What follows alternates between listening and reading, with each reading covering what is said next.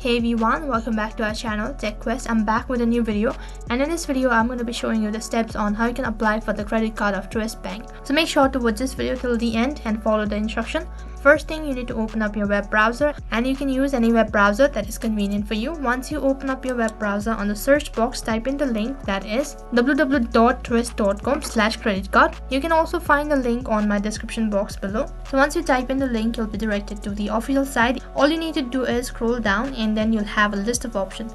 You'll be able to see the credit card available on Truist Bank. So all you need to do is select the card that you are looking for or that you want to apply for. And in order to select the credit card, all you have to do is just tap on the link. And on this page, once again, slightly scroll down and then tap on apply now. And on the other interface, there are statements, so make sure to go through it, and after that scroll down and then tap on start. And now you begin with the application thing. First of all, there is a confirmation. So in case if you already have a Truist Bank account, then you need to click on yes. In case if you're not, then tap on no.